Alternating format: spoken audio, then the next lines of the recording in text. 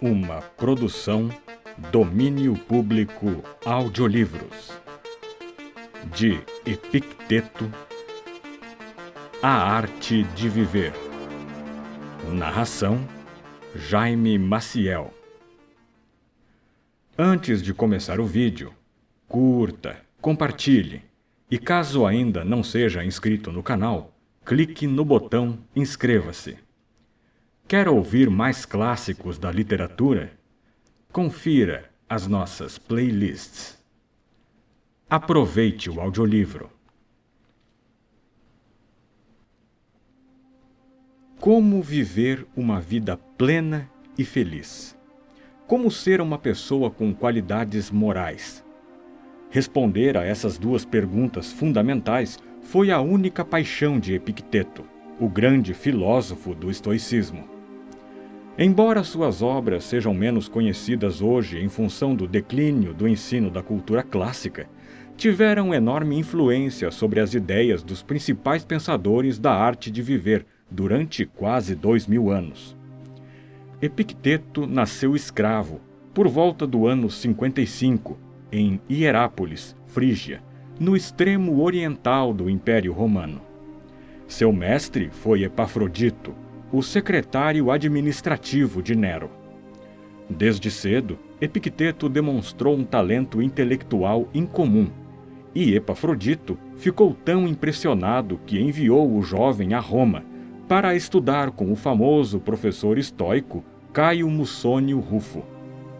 As obras de Mussônio Rufo, que escritas em grego ficaram preservadas, contêm argumentos a favor da educação igual para mulheres e homens e contra o critério moral que permitia mais liberdade sexual ao homem do que à mulher no casamento.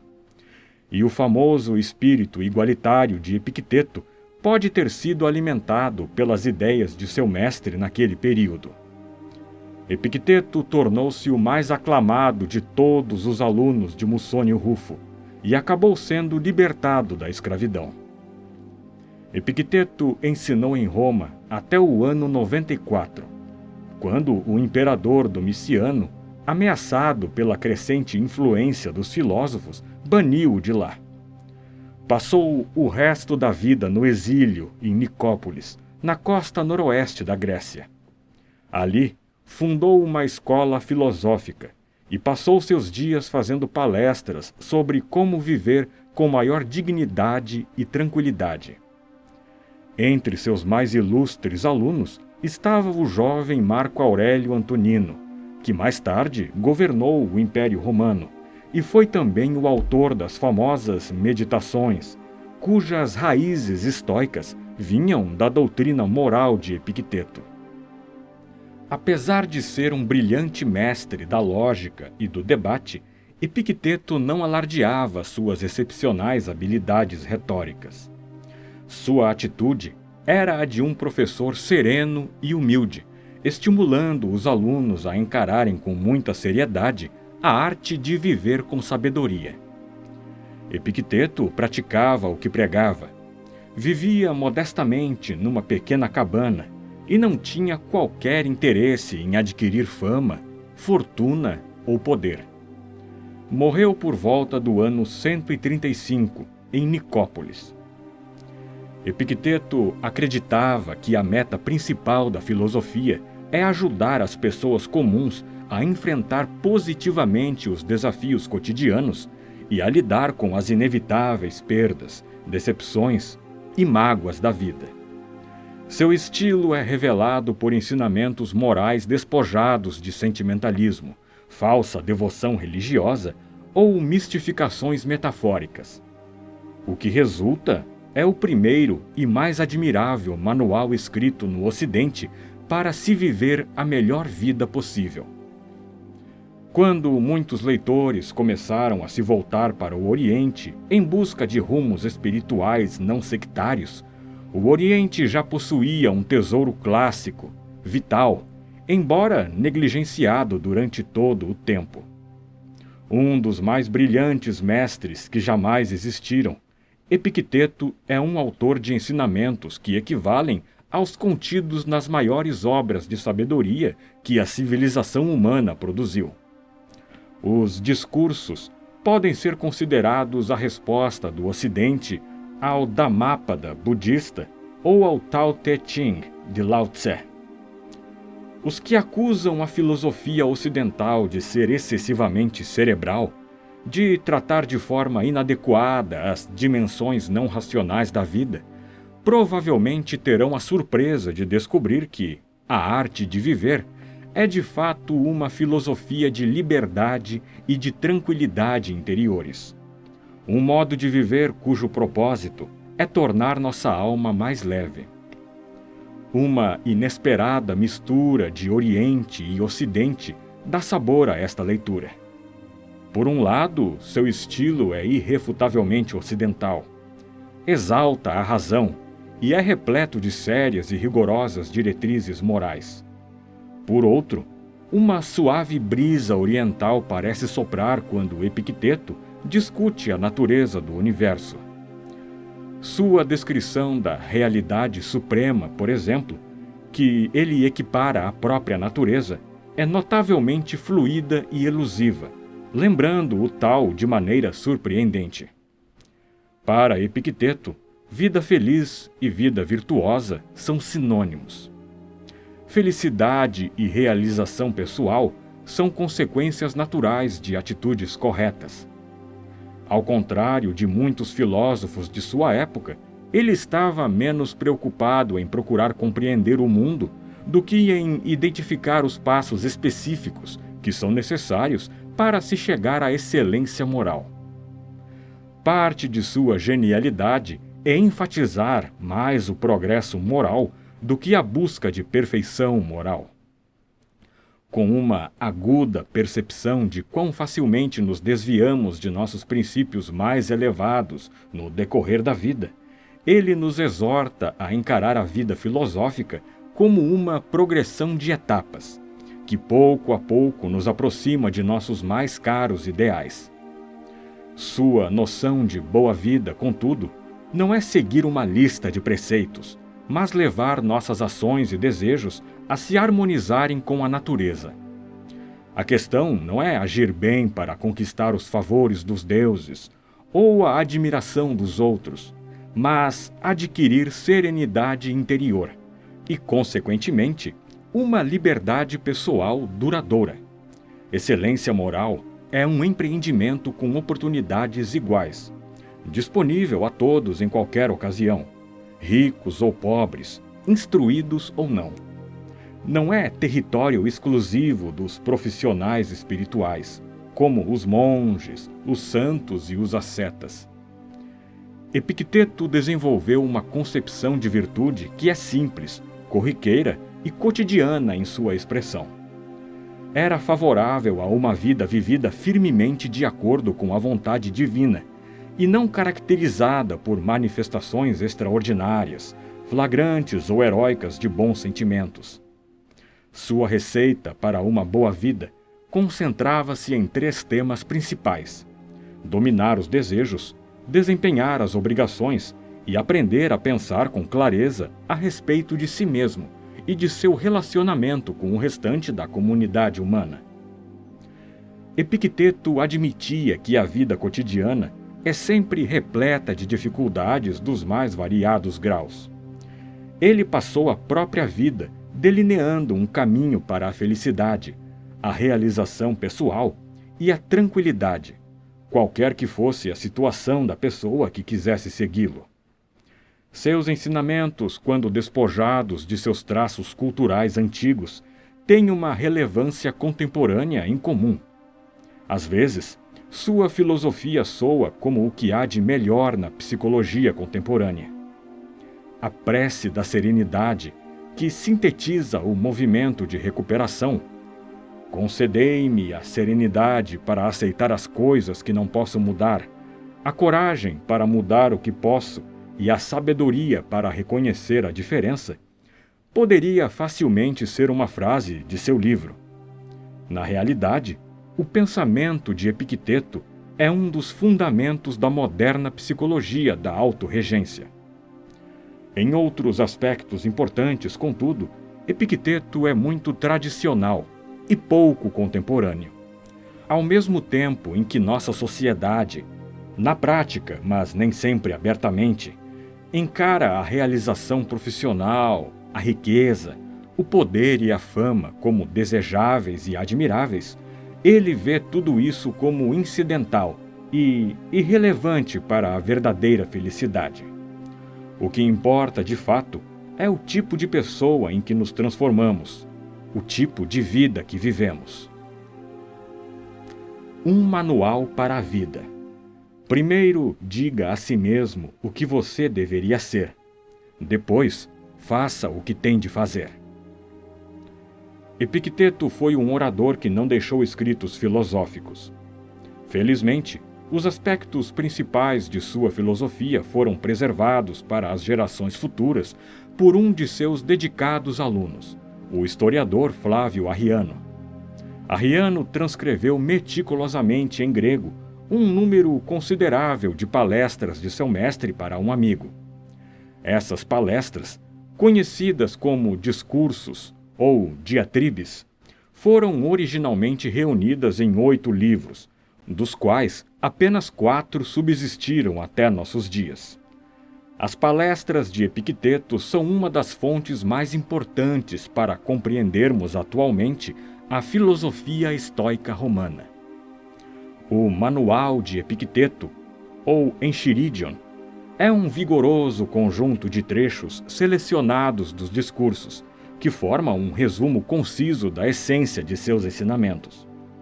Foi, de certa forma, concebido de acordo com os manuais militares da época, e por isso tem um pouco da simplicidade sem rodeios de clássicos como A Arte da Guerra. Na realidade, os soldados costumavam levar o Manual de Epicteto para as batalhas. Através dos séculos e das culturas, grandes líderes, generais e pessoas comuns utilizaram o manual como seu melhor guia na busca da serenidade individual e da orientação moral em meio às provações da vida. Saiba distinguir entre o que você pode controlar e o que não pode. A felicidade e a liberdade começam com a clara compreensão de um princípio. Algumas coisas estão sob nosso controle e outras não. Só depois de aceitar essa regra fundamental e aprender a distinguir entre o que podemos e o que não podemos controlar, é que a tranquilidade interior e a eficácia exterior tornam-se possíveis. Sob nosso controle estão as nossas opções, aspirações, nossos desejos e as coisas que nos causam repulsa ou nos desagradam. Essas áreas são justificadamente da nossa conta, porque estão sujeitas à nossa influência direta. Temos sempre a responsabilidade de escolha quando se trata do conteúdo e da natureza de nossa vida interior. Fora de nosso controle, entretanto, estão coisas como o tipo de corpo que temos, se nascemos ricos ou se tiramos a sorte grande e enriquecemos de repente, a maneira como somos vistos pelos outros ou qual é a nossa posição na sociedade. Devemos lembrar que essas coisas são externas e, portanto, não dependem de nós. Tentar controlar ou mudar o que não podemos só resulta em aflição e angústia. Lembre-se, as coisas sob nosso poder estão naturalmente à nossa disposição, livres de qualquer restrição ou impedimento. As que não estão, porém, são frágeis, sujeitas à dependência ou determinadas pelos caprichos ou ações dos outros. Lembre-se também do seguinte: se você achar que tem domínio total sobre coisas que estão naturalmente fora de seu controle, ou se tentar assumir as questões de outros como se fossem suas, sua busca será distorcida e você se tornará uma pessoa frustrada, ansiosa e com tendência a criticar os outros. Ocupe-se apenas do que você pode controlar. Mantenha sua atenção inteiramente concentrada no que de fato lhe compete, e tenha sempre em mente que aquilo que pertence aos outros é problema deles e não seu. Se agir assim, estará imune a coações e ninguém o poderá reprimir. Será verdadeiramente livre e eficiente em suas ações, pois seus esforços serão canalizados para boas atividades e não desperdiçados em críticas ou confrontos com outras pessoas. Tendo conhecimento e dando atenção ao que de fato lhe compete, não será obrigado a realizar qualquer coisa contra sua vontade. Os outros não poderão feri-lo. Você não fará inimigos, nem será prejudicado.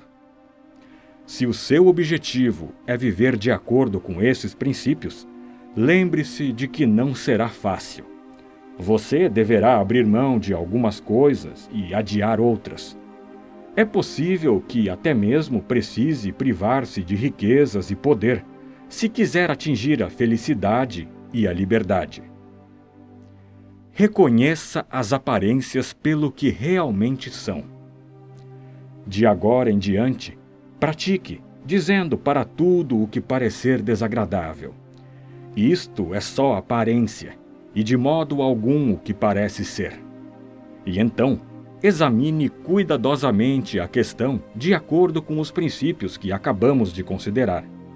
Em primeiro lugar, esta aparência se refere às coisas que estão sob meu controle ou às que não estão?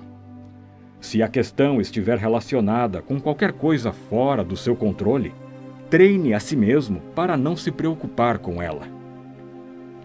Os desejos exigem sua realização. Nossos desejos e aversões são déspotas impacientes. Exigem satisfação imediata. Os desejos ordenam que nos apressemos para obter o que queremos, e as aversões insistem que evitemos aquilo que nos causa repulsa. Todas as vezes que não conseguimos o que queremos, ficamos desapontados.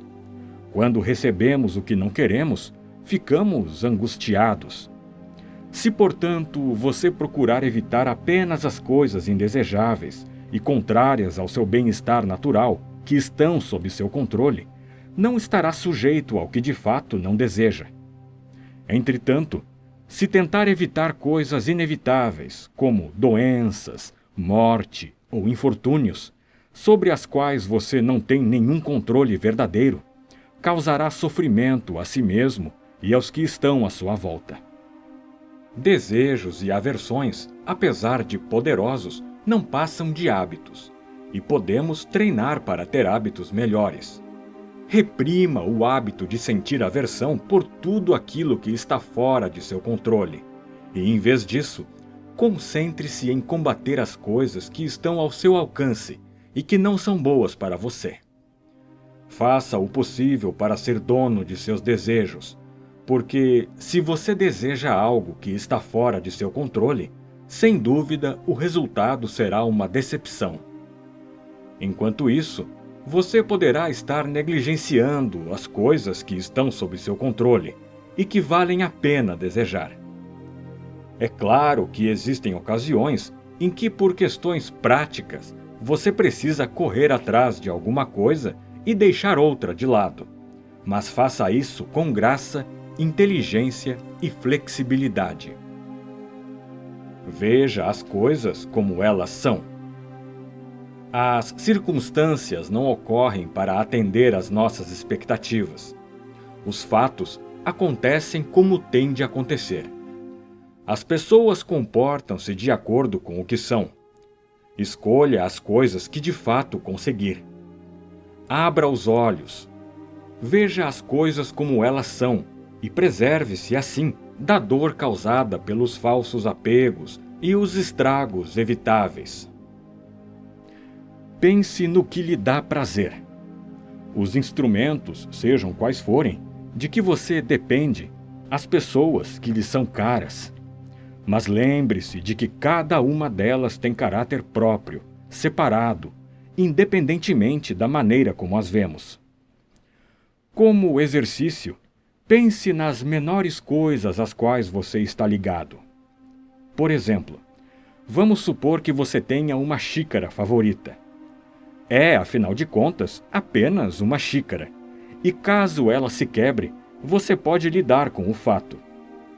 Em seguida, passe para coisas mais importantes, ou pessoas, às quais você se sente mais apegado. Lembre-se sempre, por exemplo, quando abraçar seu filho, seu marido ou sua esposa, de que está abraçando um ser mortal. Assim, se um deles morrer, você será capaz de suportar a dor da perda com maior serenidade. Quando algo acontece, a única coisa que está em seu poder é sua atitude com relação ao fato. Suas alternativas são a aceitação ou o ressentimento. O que realmente nos assusta e desanima não são os acontecimentos externos em si, mas a maneira como pensamos a respeito deles. Não são as coisas que nos perturbam, mas a forma como interpretamos seu significado. Pare de se atemorizar com noções irrefletidas, reações impulsivas e com suas impressões sobre como as coisas são. As pessoas e as coisas não são como desejamos que sejam, nem o que parecem ser. São aquilo que são. Harmonize suas ações com a maneira como a vida é. Não tente fazer suas próprias regras. Comporte-se em todas as questões, grandes e públicas, pequenas e domésticas, de acordo com as leis da natureza. Harmonizar sua vontade com a natureza deveria ser o seu maior ideal. Onde você pode praticar esse ideal? Nos detalhes de sua vida diária, com suas tarefas e seus deveres pessoais e específicos. Quando realizar essas tarefas, tais como tomar banho, por exemplo, faça-o tanto quanto lhe for possível em harmonia com a natureza. Quando comer, tanto quanto lhe for possível, faça-o em harmonia com a natureza, e assim por diante. O que fazemos é menos importante do que a maneira como o fazemos. Quando compreendemos realmente esse princípio e vivemos de acordo com ele, embora as dificuldades continuem a surgir, já que também são parte da ordem divina, ainda assim será possível ter paz interior. Não são os acontecimentos que nos ferem, mas a visão que temos deles. As coisas em si não nos ferem ou nos criam obstáculos, nem as outras pessoas. A questão está na forma como as encaramos. São nossas atitudes e reações que nos criam problemas. Sendo assim, até a morte deixa de ser tão importante. É a nossa noção da morte, a ideia que fazemos dela que é terrível, que nos aterroriza. Existem muitas maneiras de pensar na morte. Examine suas noções a respeito da morte e também sobre tudo mais. Essas noções são de fato verdadeiras? Fazem algum bem a você? Não tema a morte ou a dor. Tema o medo da morte ou da dor. Não podemos escolher as circunstâncias externas de nossa vida, mas sempre podemos escolher a maneira como reagimos a elas. Se não há vergonha, não há culpa. Se são os nossos sentimentos sobre as coisas o que de fato nos atormenta, e não as coisas em si, conclui-se que culpar os outros é tolice. Portanto, quando sofrermos reveses, perturbações ou desgostos, não culpemos jamais os outros, mas nossas próprias atitudes. As pessoas mesquinhas geralmente atribuem aos outros a culpa por seus sofrimentos. As pessoas comuns atribuem a culpa a si mesmas. Aquelas que se dedicam a viver uma vida de sabedoria compreendem que o impulso de atribuir culpa a alguém ou alguma coisa não passa de tolice, e que não se ganha nada culpando seja quem for, os outros ou a nós mesmos. Um dos sinais que indicam o início do progresso moral é a extinção gradual da culpa. Passamos a ver como é inútil fazer acusações. Quanto mais examinamos nossas atitudes e trabalhamos o nosso íntimo, menos estamos sujeitos a ser assolados por tempestuosas reações emocionais nas quais buscamos explicações fáceis para aquilo que nos acontece. As coisas são simplesmente o que são. As outras pessoas que pensem o que quiserem. Não é da nossa conta. Se não há vergonha, não há culpa. Crie seu próprio mérito. Nunca dependa da admiração dos outros. Não há força nisso. O mérito pessoal não pode derivar de uma fonte externa. Não é encontrado nos relacionamentos pessoais, nem na consideração de outras pessoas. É um fato da vida que os outros, mesmo aqueles que o amam, não concordem necessariamente com suas ideias, nem o compreendam ou partilhem de seus motivos de entusiasmo. Cresça. Não é importante o que os outros pensam de você. Crie o seu próprio mérito. O mérito pessoal não pode ser adquirido pelo nosso relacionamento com pessoas de mérito. Você recebeu um papel a desempenhar e um trabalho a cumprir. Faça o bem agora. Dê o melhor de si e não se preocupe com quem o está observando. Faça o seu trabalho sem se importar com as honrarias ou a admiração que vem dos outros. Não existe mérito indireto. A excelência e os triunfos das outras pessoas pertencem a elas. Da mesma forma, as coisas que você possui podem ser excelentes, mas sua excelência pessoal não deriva delas. Pense nisto. O que é realmente seu? O que, de fato, lhe pertence? É o uso que você faz das ideias, dos recursos e das oportunidades que cruzam o seu caminho.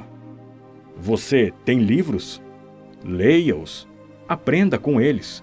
Aplique a sabedoria que está contida neles. Você possui conhecimentos especializados? Faça bom e pleno uso deles. Você tem ferramentas? Vá buscá-las e construa ou conserte coisas com elas. Você tem uma boa ideia? Persiga-a e leve-a até o fim. Tire o maior proveito possível daquilo que você tem, do que é seu de verdade.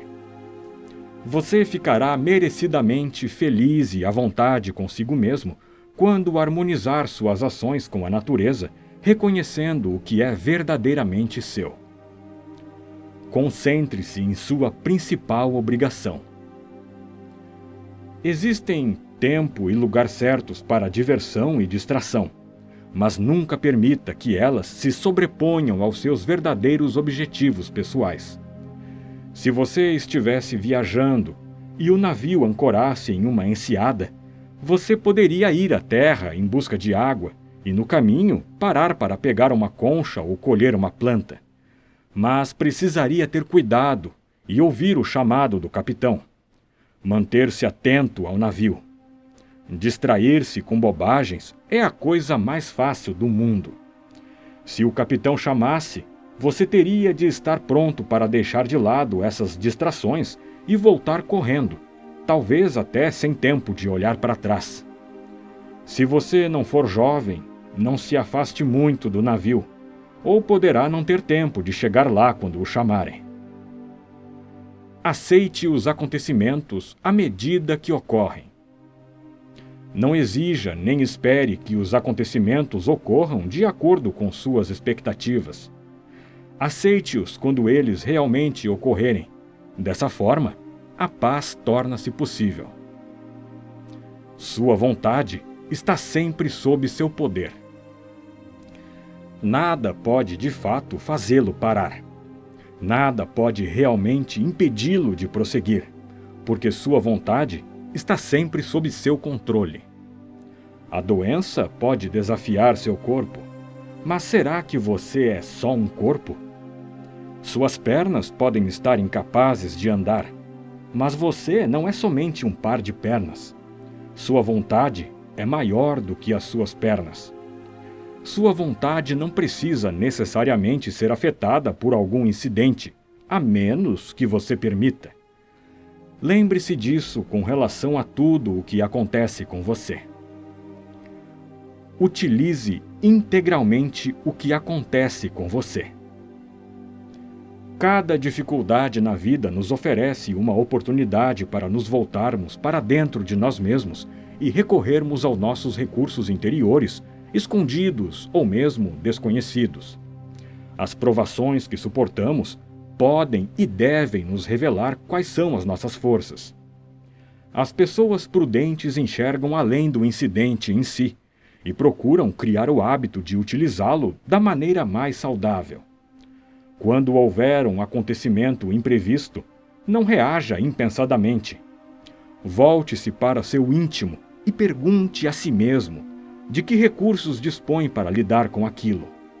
Mergulhe fundo. Você possui forças que provavelmente desconhece. Encontre a que necessita nesse momento. Use-a. Se está diante de uma pessoa sedutora, o recurso necessário é o autodomínio. Se o momento é de dor ou fraqueza, use a sua capacidade de resistência. Se você sofreu uma agressão verbal, recorra à paciência. Com o passar do tempo e a consolidação do hábito de combinar o recurso interior adequado com cada incidente, a sua tendência para ser levado pelas aparências da vida pouco a pouco vai desaparecer. Desaparecerá a sensação de estar sendo dominado, oprimido pelos fatos o tempo todo. Cuide daquilo que você tem agora. Nada pode ser realmente tomado de nós. Não há nada a perder. A paz interior começa quando, em vez de dizer a respeito das coisas, perdi isto, começamos a afirmar, isto voltou para o lugar de onde veio. Seus filhos morreram. Eles voltaram para o lugar de onde vieram. Sua companheira morreu. Seu companheiro morreu. Eles voltaram para o lugar de onde vieram. Seus bens e propriedades foram tirados de você. Isso também voltou para o lugar de onde veio. Talvez você esteja aborrecido porque uma pessoa mal intencionada levou o que lhe pertencia. Entretanto, por que sofrer quando o que você recebeu do mundo está sendo devolvido a ele? O importante é ter grande cuidado com o que você possui enquanto o mundo permite que o tenha, do mesmo modo como o viajante cuida do que está dentro do quarto que ocupa numa hospedaria. A boa vida é a vida com serenidade interior. O indício mais seguro de uma vida superior é a serenidade. O progresso moral resulta do fato de você se ver livre do tumulto interior. Você deixa de se impacientar com cada coisa que acontece. Se você busca uma vida superior, abstenha-se de padrões comuns de pensamento, tais como: se eu não trabalhar com mais empenho, nunca terei uma renda razoável. Ninguém me respeitará, não serei ninguém na vida. Ou, se eu não repreender meu empregado, ele se aproveitará de minha boa vontade. É preferível morrer de fome, mas livre de desgostos e medos, a viver na abundância, atormentado por preocupações, temores, desconfianças e desejos incontroláveis. Inicie de imediato um programa de autodomínio, mas comece com moderação, com as pequenas coisas que o incomodam. Seu filho derramou alguma coisa no chão? Você não encontrou a sua carteira? Diga a si mesmo: lidar calmamente com este aborrecimento é o preço que pago para ter minha serenidade interior, para livrar-me de perturbações. Não se consegue nada de graça. Quando você chamar seu filho, prepare-se para não ser ouvido, ou, se for, para constatar que ele não fez o que você queria. Se isso acontecer, ficar agitado não ajuda seu filho em nada. Ele não deveria ter o poder de lhe causar qualquer perturbação. Não faça caso do que não é da sua conta. O progresso espiritual exige que ressaltemos o que é essencial e deixemos de lado todas as outras coisas como ocupações banais que não merecem nossa atenção. Além disso, é até bom ser considerado tolo ou ingênuo com relação àquilo que não nos compete. Não se preocupe com a opinião das outras pessoas a seu respeito. Elas estão fascinadas e iludidas pelas aparências. Mantenha-se firme em seu propósito. Só isso poderá fortalecer a sua vontade e dar coerência à sua vida. Evite tentar conquistar a aprovação e a admiração dos outros. Lembre-se de que você está em busca de um caminho mais elevado. Não deseje que eles o vejam como uma pessoa sofisticada, incomparável ou sábia. Na realidade, desconfie se for visto pelos outros como alguém especial. Fique alerta para não adquirir um falso sentimento de autoimportância. Manter sua vontade em harmonia com a verdade e preocupar-se com o que está além de seu controle são princípios mutuamente exclusivos. Enquanto estiver absorvido por um deles, você irá obrigatoriamente negligenciar o outro. Adapte seus desejos à realidade. Seja isso bom ou ruim, a vida e a natureza são governadas por leis que não podemos mudar. Quanto mais cedo aceitarmos esse fato, mais tranquilos seremos. Seria tolice desejar que seus filhos, ou seu marido, ou sua mulher vivam para sempre. Eles são mortais, assim como você, e a lei da mortalidade está completamente fora de nossas mãos. Da mesma forma, é tolice desejar que um empregado, um parente ou um amigo não tenha defeitos. Isso é desejar controlar algo que indiscutivelmente foge ao seu controle.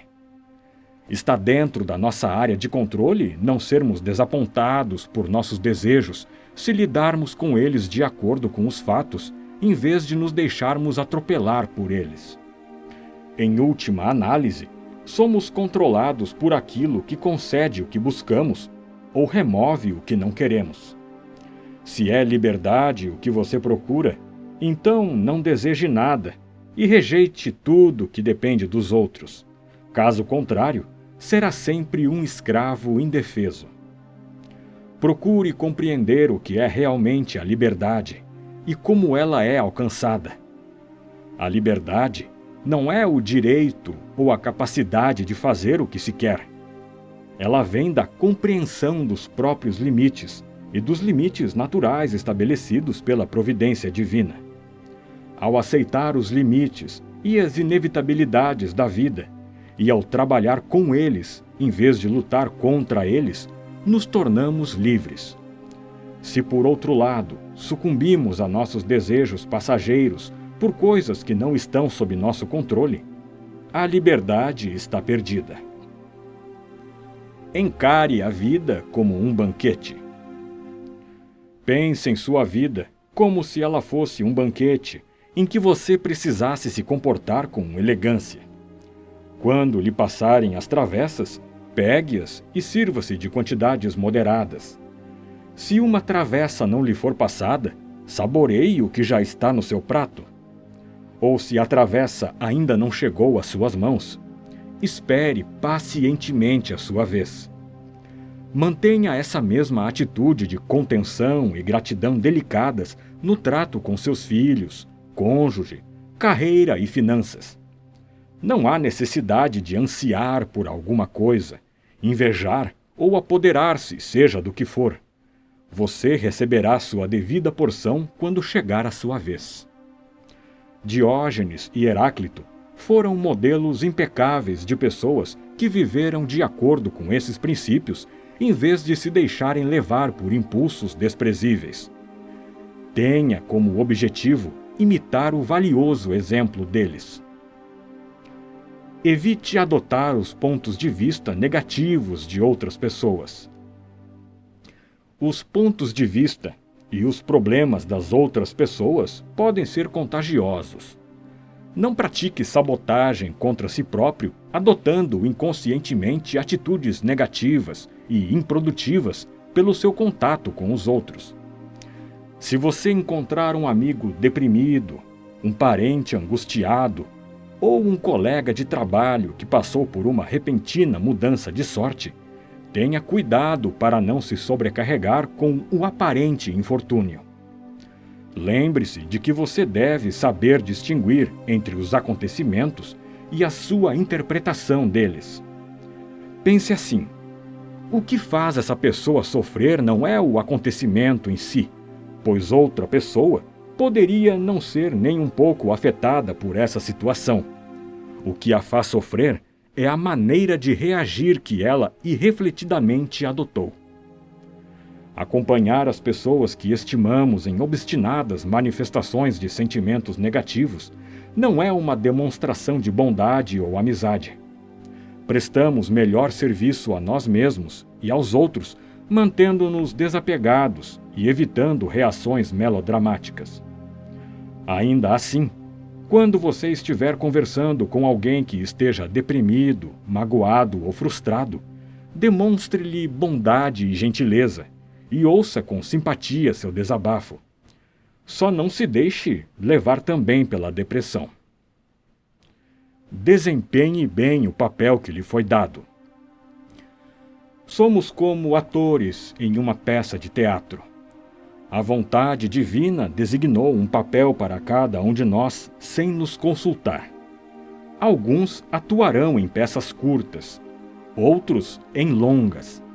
Podemos ser chamados a desempenhar o papel de uma pessoa pobre, de um deficiente físico, de uma iminente celebridade, de um líder político ou de um simples cidadão comum. Apesar de não estar sob nosso controle determinar o tipo de papel que nos é atribuído, cabe-nos representar a nossa parte da melhor maneira possível e procurar não reclamar dela. Onde quer que você esteja, e quaisquer que sejam as circunstâncias, procure apresentar um desempenho impecável. Se o seu papel é de leitor, leia. Se é de escritor, escreva.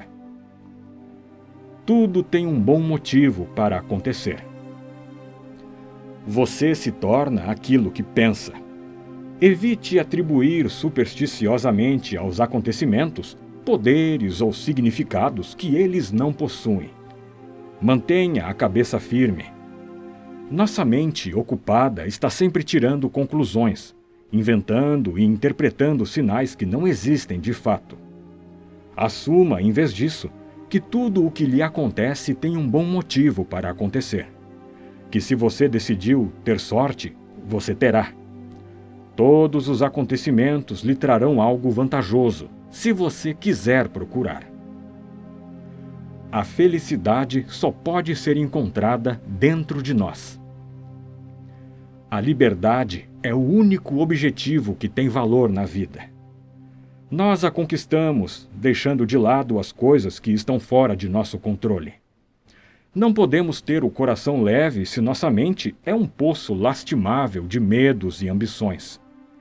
Você quer ser invencível? Então não lute com aquilo sobre o qual você não tem verdadeiro controle. Sua felicidade depende de 3 coisas que estão todas sob seu poder: sua vontade, suas ideias a respeito do acontecimento em que está envolvido e o uso que você faz de suas ideias. A autêntica felicidade é sempre independente de condições externas. Pratique com o maior zelo a indiferença às condições externas. Sua felicidade só pode ser encontrada interiormente. Como é fácil ficarmos deslumbrados e sermos iludidos pela eloquência, pelos altos cargos e pelos títulos acadêmicos, pelas grandes honrarias, pelos objetos elegantes, pelas roupas caras e pelas atitudes envolventes. Não cometa o erro de supor que as celebridades, as figuras públicas, os líderes políticos, os ricos ou as pessoas com grandes dotes intelectuais ou artísticos são necessariamente felizes. Supor tal coisa seria estar desnorteado pelas aparências e o levaria a duvidar de si mesmo. Lembre-se, A verdadeira essência do bem só pode ser encontrada nas coisas que estão sob seu controle. Se você tiver sempre isso em mente, ficará muito menos vulnerável à falsa inveja ou à sensação de abandono, comparando-se desprezivelmente aos outros e às suas realizações. Pare de aspirar a ser outra coisa além do melhor de você mesmo, porque isso está sob seu controle. Ninguém pode ferir você. As pessoas não têm o poder de ferir você. Mesmo que alguém o agrida verbal ou fisicamente, mesmo que seja insultado, você pode escolher encarar o que está acontecendo como um insulto ou não. Se alguém o irrita, a única coisa capaz de irritá-lo é a sua própria reação. Portanto, quando aparentemente alguém estiver provocando você, lembre-se de que é apenas sua avaliação do incidente que causa essa sensação. Não deixe que suas emoções sejam desencadeadas por meras aparências. Tente simplesmente não reagir no momento. Afaste-se da situação. Procure ter dela uma visão mais ampla. Recomponha-se. Conquista-se o progresso espiritual enfrentando a morte e as calamidades. Em vez de desviar os olhos dos acontecimentos dolorosos da vida, olhe para eles diretamente e contemple-os com frequência. Enfrentando a realidade da morte, das enfermidades, das perdas e das decepções, você se liberta de ilusões e falsas esperanças e evita pensamentos mesquinhos de inveja. Implante em si mesmo os ideais que você deve prezar. Apegue-se ao que é espiritualmente superior, sem fazer caso do que as outras pessoas pensam ou fazem. Mantenha-se fiel às suas verdadeiras aspirações, não importa o que esteja acontecendo em torno de você. A busca da sabedoria atrai críticas. Aqueles que buscam uma vida de sabedoria mais elevada, que procuram viver de acordo com princípios espirituais, devem estar preparados para serem ridicularizados e condenados. Certas pessoas, que com o tempo baixaram seus padrões pessoais, tentando conquistar a aceitação social e as comodidades da vida, sentem-se profundamente ameaçadas por aqueles que demonstram uma tendência filosófica, que se recusam a comprometer seus ideais espirituais e buscam aprimoramento. Não deixe que essas almas pequenas sejam uma referência em sua vida. Tenha compaixão delas, mas se mantenha firme no que você sabe ser o seu bem. Quando você iniciar seu programa de progresso espiritual, é possível que as pessoas mais próximas caçoem de você, ou o acusem de estar sendo arrogante. Cabe a você comportar-se com humildade e seguir com rigor e persistência seus ideais morais. Mantenha-se fiel ao que você sabe, no fundo de seu coração, ser o melhor. Se você se mostrar inabalável, as próprias pessoas que o ridicularizaram passarão a admirá-lo. Se você permitir que as opiniões mesquinhas dos outros o influenciem a ponto de fazê-lo vacilar em seus propósitos, terá 2 motivos para se envergonhar. Procurar agradar é uma armadilha perigosa. Ao tentar agradar outras pessoas, corremos o risco de nos desviarmos para o que está fora de nossa esfera de influência. Agindo assim, perdemos o domínio sobre o propósito de nossa vida. Contente-se em ser alguém que ama a sabedoria, que busca a verdade. Volte quantas vezes for necessário para o que é essencial e valioso. Não tente parecer sábio aos olhos dos outros. Se quer viver uma vida de sabedoria, viva de acordo com suas condições e procure ser sábio aos próprios olhos. Caráter é mais importante que reputação. A preocupação e o medo são uma perda de tempo e não servem de bom exemplo para os outros. Isso é especialmente verdadeiro quando se trata de nossa influência e reputação. Por que viver com medo de coisas como não ser reconhecido publicamente em sua profissão ou em sua comunidade? Ou não conseguir obter as oportunidades e benefícios que os outros conseguiram? Deixe de se incomodar com ideias como "as pessoas pensam mal de mim" e "não sou ninguém". Mesmo que sua reputação precisasse ser levada em conta, você não é responsável pelo que os outros pensam a seu respeito. Que diferença faz realmente para seu caráter e bem-estar se você tem uma posição importante ou se é convidado para festas elegantes? Nenhuma. Então, como pode haver algum descrédito em não ser um executivo poderoso ou uma celebridade? E por que se preocupar em não ser alguém famoso ou conhecido, quando o que interessa é ser alguém nos setores da sua vida sobre os quais você tem controle, nos quais você pode de fato atuar? Mas sem renome nem poder não serei capaz de ajudar meus amigos, você poderia argumentar.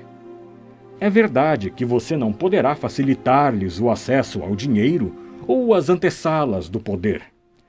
Mas quem é que realmente espera que você dê essa ajuda, e não que ela venha de outros? Como se pode esperar que alguém dê algo que não possui? Mesmo assim, seria ótimo ter dinheiro e poder para partilhá-los com meus amigos. Se posso ficar rico e poderoso preservando ao mesmo tempo minha dignidade e fidelidade à minha família, aos meus amigos, aos meus princípios e mantendo o autorrespeito, mostre-me como fazê-lo e eu o farei. Porém, se tiver que sacrificar minha integridade pessoal, é estupidez e tolice insistir comigo.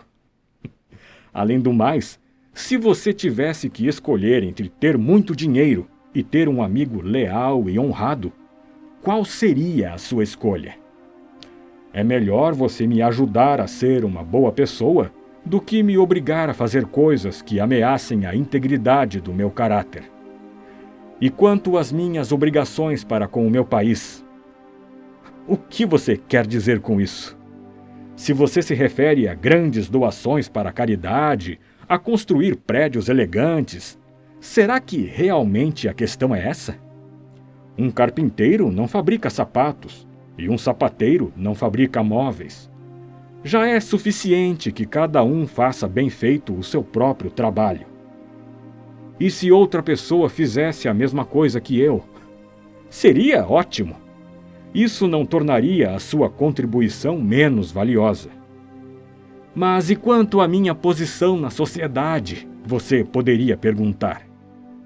Qualquer posição que você ocupe, preservando sua honra e a fidelidade às suas obrigações, será ótima. Mas, se o seu desejo de contribuir para a sociedade comprometer sua responsabilidade moral, como poderá servir a seus compatriotas sendo irresponsável e indigno? É melhor ser uma pessoa de caráter que cumpre suas obrigações do que ter renome e poder. Todos os benefícios têm seu preço. Alguém está desfrutando dos privilégios, oportunidades e honrarias que você almeja? Se os benefícios que a outra pessoa conseguiu são realmente valiosos, alegre-se por ela desfrutar deles. É a vez dela. Se, pelo contrário, os benefícios acabarem não se mostrando vantajosos, não se perturbe por não terem vindo para você. Lembre-se, você nunca receberá as mesmas recompensas que os outros receberem sem empregar os mesmos métodos que eles e fazer o mesmo investimento de tempo que fizeram. É insensato pensar que podemos receber recompensas sem estarmos dispostos a pagar o verdadeiro preço por elas. Aqueles que ganharam alguma coisa não têm de fato nenhuma vantagem sobre você, porque tiveram que pagar um preço pela recompensa. Cabe sempre a nós escolher se queremos ou não pagar o preço pelas recompensas da vida. E muitas vezes é melhor para nós não pagar esse preço, pois ele pode ser o da nossa integridade. Poderíamos ser obrigados a elogiar alguém que não respeitamos. Torne sua a vontade da natureza. Aprenda sobre a vontade da natureza, estude-a, preste atenção nela e então torne-a sua. As experiências diárias comuns a todas as pessoas nos ajudam a entender melhor o que é a vontade da natureza. Por exemplo, se uma criança da casa vizinha quebra uma xícara, dizemos prontamente: essas coisas acontecem.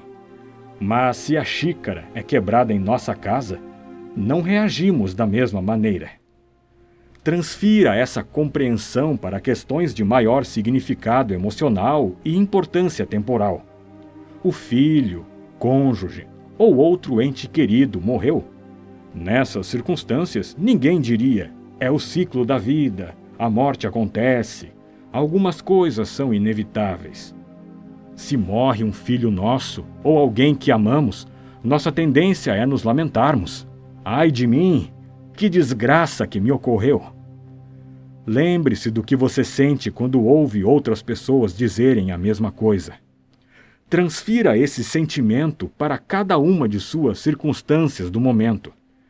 Aprenda com as leis da natureza a aceitar os acontecimentos, até mesmo a morte com inteligência. O autodomínio é a nossa verdadeira meta. O mal não é um elemento natural no mundo, nos acontecimentos ou nas pessoas. O mal é um subproduto da negligência, da preguiça, da distração. Surge quando perdemos de vista nossa verdadeira meta na vida. Quando lembramos que nossa meta é o progresso espiritual, voltamos a nos empenhar em nosso aprimoramento pessoal e mantemos o mal à distância. E é assim que se conquista a felicidade. Preze a sua mente, cuide bem da sua razão, aferre-se ao seu propósito. Não renuncie à integridade da sua mente. Se alguém desse o seu corpo para um passante qualquer, você naturalmente ficaria furioso. Por que então você não sente vergonha em entregar sua preciosa mente a qualquer pessoa que queira influenciá-lo? Pense 2 vezes antes de abrir mão da integridade de sua mente para alguém que talvez mais tarde venha a ofendê-lo, deixando-o confuso e perturbado. Examine o que vem primeiro, depois o que vem em seguida, e só então comece a agir.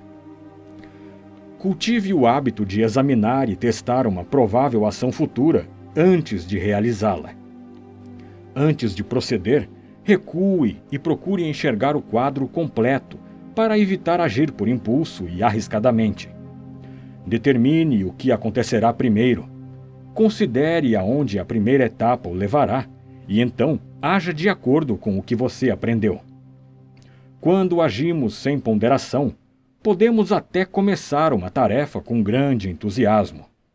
Seguem-se então as consequências imprevistas ou indesejadas e batemos vergonhosamente em retirada, tomados pelo remorso. Eu deveria ter feito isto, eu poderia ter feito aquilo, quem sabe se eu tivesse feito de outra maneira. Suponhamos que você queira ganhar uma medalha nos Jogos Olímpicos. É ótimo, mas pense bem em que você está se envolvendo. O que um desejo desses pressupõe? O que tem de acontecer primeiro? E em seguida? O que será exigido de você? E o que virá em consequência disso? Será que toda essa linha de ação vai ser realmente benéfica para você? Se a resposta for positiva, vá em frente. Se você deseja uma vitória nos Jogos Olímpicos, para se preparar de forma adequada, terá de seguir uma disciplina rigorosa que o levará aos limites de sua resistência. Terá de se submeter a regras severas, seguir uma dieta apropriada, exercitar-se intensamente em horários regulares, sob frio ou calor, não beber, não fumar. Deverá seguir as instruções de seu treinador como se ele fosse seu médico. Então, quando estiver de fato competindo, haverá sempre o risco de ser eliminado. Poderá machucar um braço, ter uma distensão, cair com o rosto na terra. E depois de passar por tudo isso, ainda poderá ser derrotado por outro atleta. Após ter examinado todas essas possibilidades, consciente de tudo o que pode acontecer e de todas as consequências, se sua resolução ainda se mantiver forte, chegará o momento de exercer sua capacidade de julgamento. Se o quadro geral ainda lhe parecer vantajoso, então você deve mesmo participar dos Jogos Olímpicos, com todo o entusiasmo. Ao analisar o panorama completo da situação, você se distingue do mero diletante, daquela pessoa que participa das coisas porque elas lhe parecem interessantes ou não exigem grande esforço. Não é uma atitude nobre. Analise bem as coisas, decida-se e então empenhe-se de corpo e alma. Senão, você será sempre como uma criança, que às vezes finge ser um guerreiro, outras vezes um soldado, um músico, um ator representando uma tragédia, sempre brincando, sem levar nada a sério. A menos que nos entreguemos de coração a nossos empreendimentos, nós nos tornamos pessoas vazias, superficiais e nunca desenvolvemos nossos talentos naturais. Todos conhecemos pessoas que, como macacos, imitam tudo o que parece ser novidade no momento, tudo o que chama a atenção. Mas logo, seu entusiasmo e seus esforços esmorecem, e elas abandonam seus projetos assim que eles viram rotina ou as exigências aumentam. Um espírito indiferente não tem vigor. Esforços experimentais levam a resultados experimentais. As pessoas comuns mergulham de cabeça, sem cuidado em seus projetos. Talvez um dia encontrem uma figura exemplar que as inspire a buscar a excelência. Buscar a excelência é sempre louvável, mas reflita primeiro sobre a natureza de suas aspirações e confronte-as com sua capacidade. Seja honesto consigo mesmo. Avalie claramente os seus pontos fortes e seus pontos fracos. Você possui o que é preciso no momento para competir? Para ser um lutador, por exemplo, é necessário ter uma força extraordinária nos ombros, nas costas e nas coxas. Você tem aptidão física e agilidade para estar entre os melhores desse esporte? Uma coisa é desejar ser um campeão ou fazer algo com habilidade.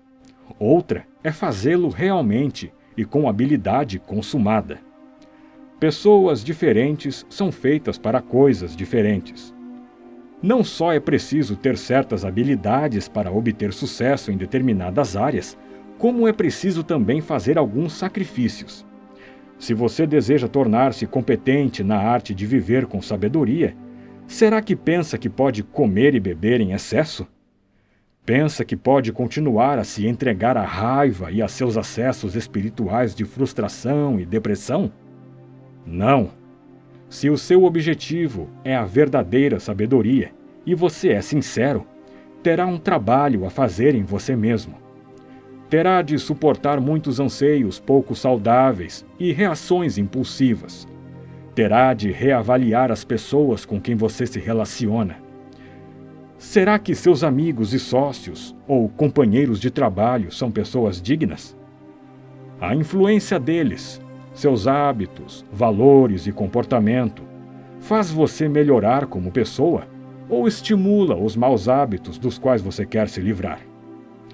Viver com sabedoria, como qualquer outra coisa, exige que se pague um preço. Ao procurar viver sabiamente, você pode ser ridicularizado e até mesmo levar a pior em vários aspectos de sua vida, incluindo sua carreira, sua posição social e sua situação perante a lei. Uma vez tendo ponderado sobre todos os detalhes fundamentais que compõem o esforço de viver uma vida mais elevada, siga em frente com todo o seu empenho. Faça os sacrifícios necessários, que são o preço do objetivo mais precioso: liberdade, equilíbrio da mente e tranquilidade. Se, todavia, ao analisar com honestidade seu ânimo e sua índole, você não se considerar apto ou preparado, procure não se iludir e estabeleça um rumo diferente e mais realista para a sua vida. Se você tentar ser algo que não é, ou lutar por alguma coisa além de sua capacidade no momento, acabará como o patético diletante que tenta ser primeiro uma pessoa sábia, depois um burocrata, depois um político, depois um líder popular. Esses papéis são inconciliáveis. Não podemos ficar esvoaçando para várias direções, por mais atraentes que sejam, e ao mesmo tempo viver uma vida integral e proveitosa. Só se pode ser uma única pessoa, ou boa ou ruim. Você tem duas opções básicas: ou empenhar-se em desenvolver sua razão, mantendo-se fiel à verdade, ou ansiar por exterioridades. A escolha é sua e de ninguém mais. Pode aplicar suas habilidades em um trabalho interior ou perder-se nas aparências. O que vale dizer? Ser uma pessoa plena de sabedoria ou seguir os caminhos comuns dos medíocres? Nossos deveres revelam-se através de nossas relações interpessoais. Você não é uma entidade isolada, mas uma parte única e insubstituível do cosmo. Não se esqueça disso. Você é uma peça fundamental no quebra-cabeça da humanidade. Cada um de nós é uma porção da vasta, intrincada e perfeitamente ordenada comunidade urbana. Porém, onde é que você se encaixa nessa teia da humanidade? A quem você está ligado? Procure verificar quais são as pessoas a quem você está ligado e busque compreender as suas ligações com elas. Nós nos situamos de maneira correta dentro do esquema cósmico quando identificamos nossas relações naturais com os outros e, a partir daí, definimos nossos deveres. Esses deveres emergem naturalmente dessas relações fundamentais, como as familiares, as de vizinhança, as do local de trabalho e da cidade ou país em que vivemos. Desenvolva o hábito de examinar os papéis que você desempenha, de pai ou mãe, filho ou filha, vizinho, cidadão, líder, e os deveres naturais que se originam desses papéis. Ao saber quem você é e a quem está ligado, saberá o que fazer. Se existe, por exemplo, um homem que é seu pai, algumas exigências práticas e emocionais resultam disso. O fato de ele ser seu pai implica uma ligação básica e duradoura entre os dois. Você é naturalmente obrigado a sentir afeto por ele, ouvir seus conselhos, escutar com paciência os seus pontos de vista e respeitar sua orientação. No entanto, vamos supor que ele não seja um bom pai. Talvez seja tolo e pretensioso, ignorante, grosseiro e tenha opiniões bem diferentes das suas. Será que a natureza dá a todo mundo um pai ideal? Ou dá simplesmente um pai? Quando se trata de seu dever fundamental como filha ou filho, seja qual for o caráter de seu pai, sejam quais forem sua personalidade e seus hábitos, tudo isso é secundário. A ordem divina não designa pessoas ou circunstâncias de acordo com o nosso gosto ou nossa preferência. Quer você o considere agradável ou não, esse homem, afinal de contas, é seu pai, e você deve seguir todas as suas obrigações filiais. Suponhamos que você tenha uma irmã ou um irmão que não o trate bem. Que diferença isso faz? Permanece o imperativo moral de reconhecer e manter seu dever fraterno fundamental para com ela ou ele. Concentre-se não no que o outro faz, mas em seguir seus princípios pessoais mais elevados. Sua meta pessoal deve ser a de buscar a harmonia com a própria natureza. Esse é o verdadeiro caminho para a liberdade. Deixe que os outros se comportem como quiserem, pois, seja lá como for, isso não está sob seu controle e, portanto, não é da sua conta. Compreenda que a natureza, como um todo, está ordenada de acordo com a razão, mas que nem tudo na natureza é razoável. Quando procuramos agir fielmente como pessoas sensatas e decentes, buscando conformar nossos atos e intenções à vontade divina, não nos sentimos vitimados pelas palavras ou atitudes dos outros. Na pior das hipóteses, essas palavras ou atitudes nos parecem cômicas ou lamentáveis. Exceto no caso de séria agressão física, as outras pessoas não podem ferir você, a menos que permita. E isso se aplica até mesmo quando o agressor é seu pai ou mãe, irmão ou irmã, professor ou patrão. Não consinta em ser ferido e não o será. Essa é uma opção que está sob seu controle. A maioria das pessoas costuma iludir-se pensando que liberdade consiste em fazer o que é agradável ou o que proporciona conforto e felicidade. A verdade é que aqueles que subordinam a razão a seus sentimentos do momento são, na realidade, escravos de seus desejos e aversões. Não estão preparados para agir de forma digna e eficaz quando ocorrem desafios inesperados, como é inevitável acontecer. A liberdade autêntica nos impõe certas exigências. Ao descobrir e assimilar nossas relações fundamentais com os outros e ao desempenhar com entusiasmo nossos deveres, a liberdade verdadeira que todos anseiam ter torna-se realmente possível. A essência da felicidade. A essência da felicidade está, antes de tudo, em manter opiniões e atitudes corretas com relação ao Supremo, ao elementar. Lembre-se de que a ordem divina é inteligente e fundamentalmente boa. A vida não é uma série de episódios aleatórios e sem sentido, mas um todo ordenado e refinado que segue leis em última análise compreensíveis. A vontade divina existe e dirige o universo com justiça e bondade.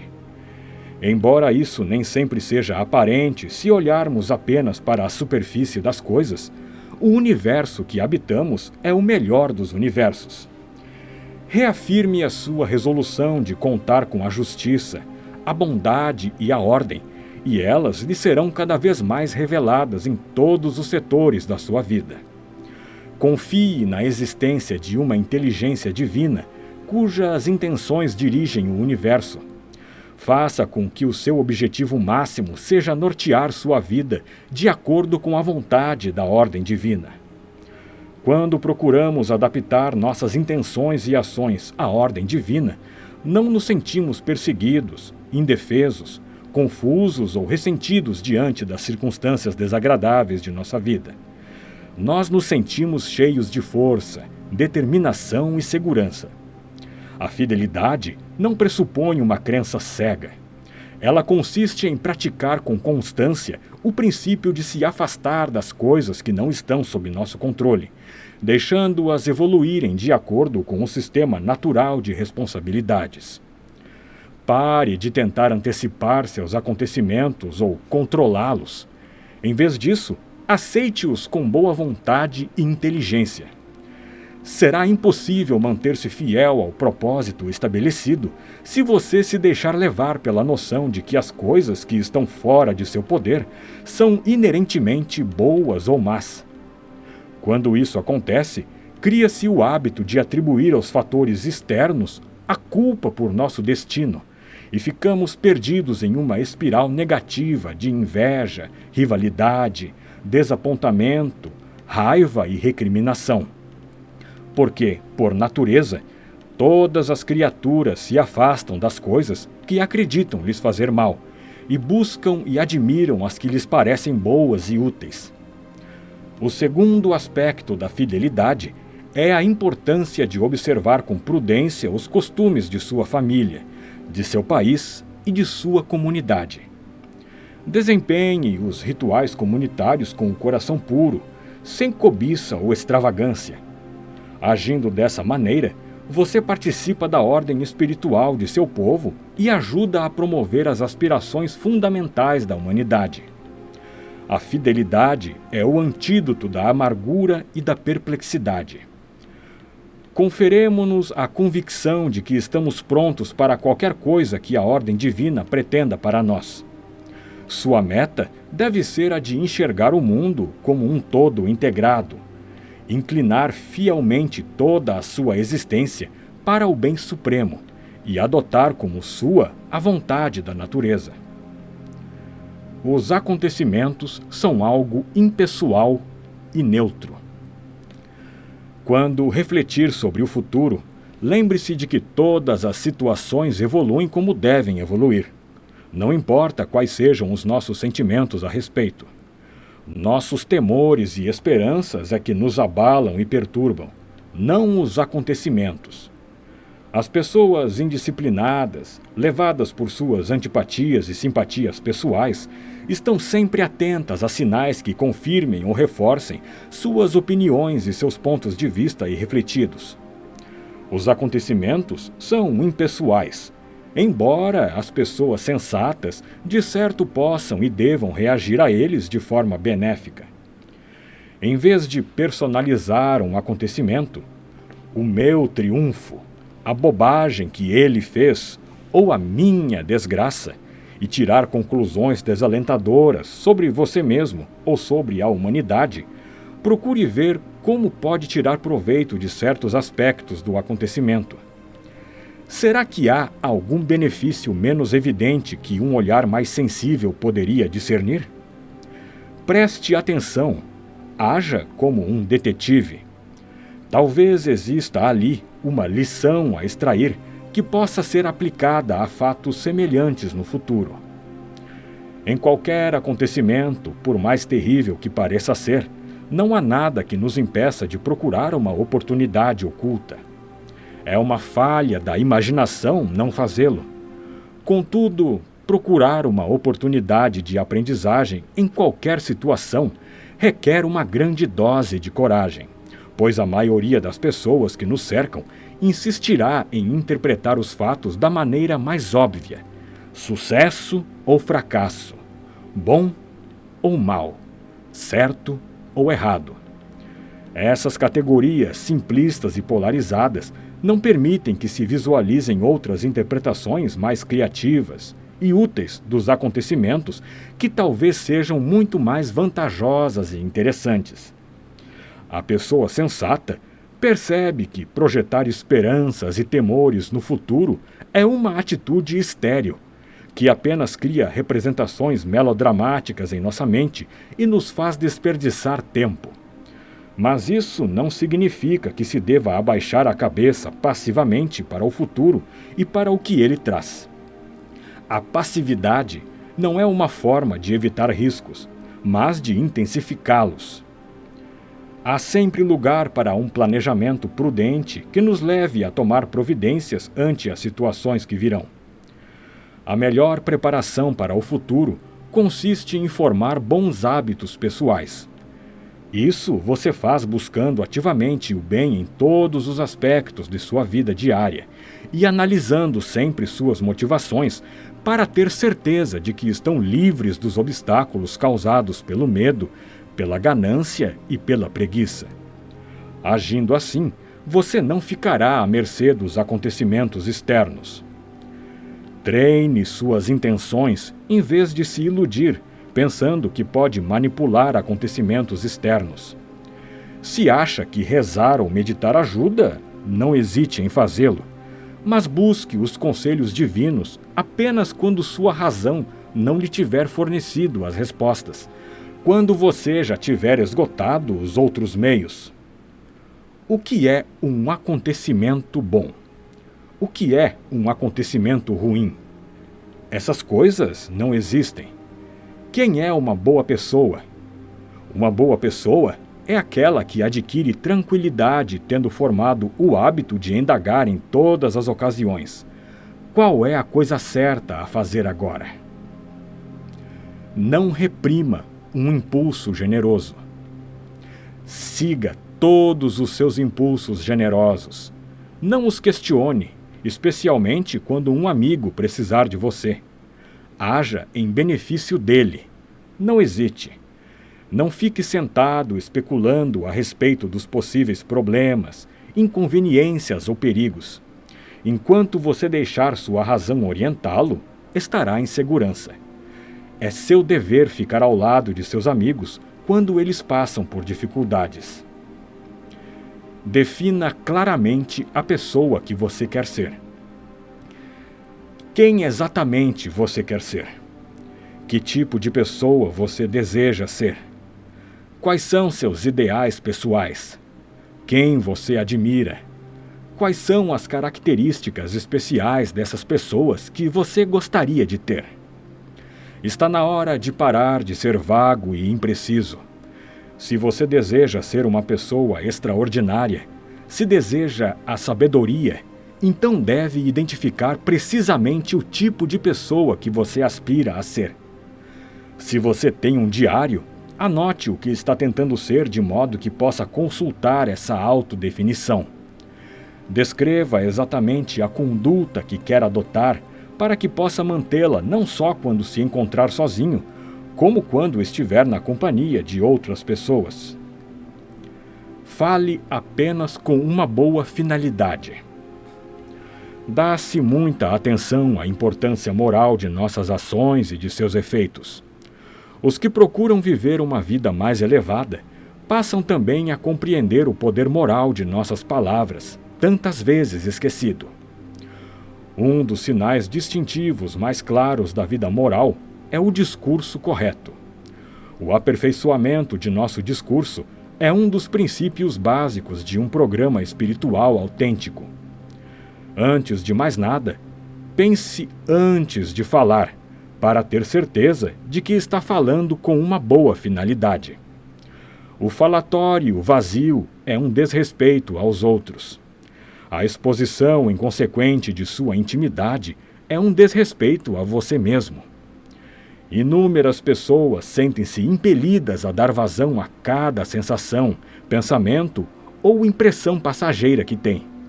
Despejam ao acaso seu conteúdo mental sem fazer caso das consequências. Isso é algo moralmente perigoso. Se tagarelarmos sobre cada ideia que nos ocorre, seja pequena ou grande, corremos o risco de desperdiçar ideias que têm real valor em meio ao fluxo de trivialidades de uma conversa vazia.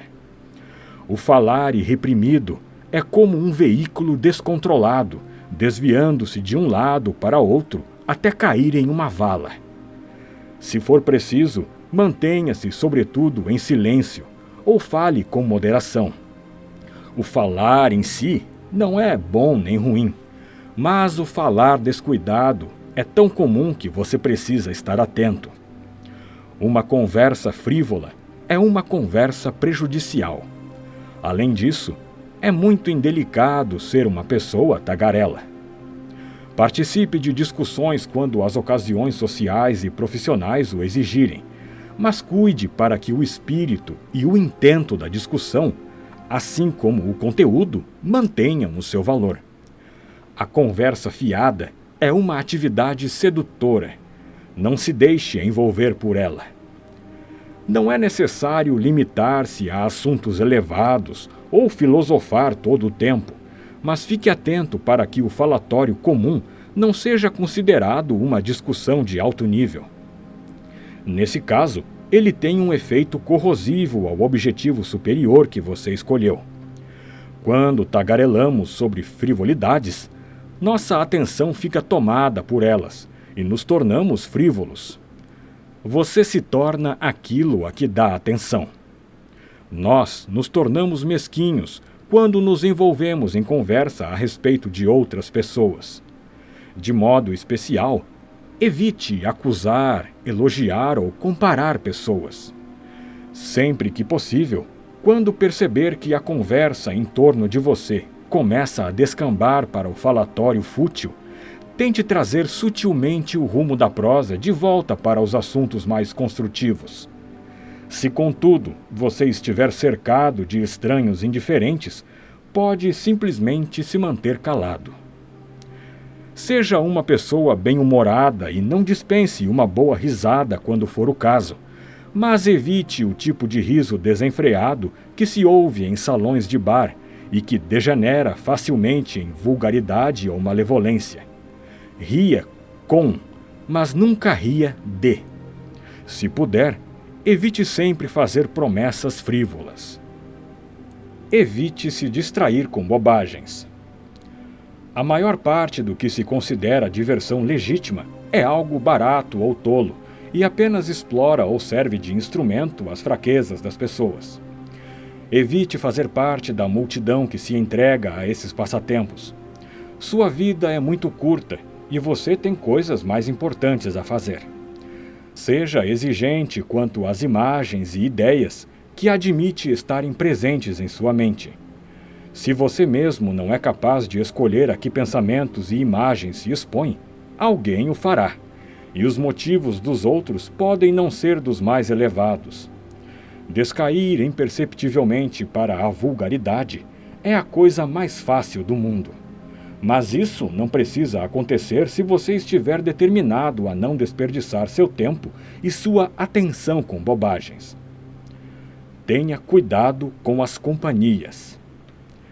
Apesar do que os outros possam afirmar, talvez eles não estejam de fato vivendo de acordo com valores espirituais. Tenha cuidado com as pessoas com quem você se relaciona. É humana a tendência de imitar os hábitos daqueles com quem interagimos.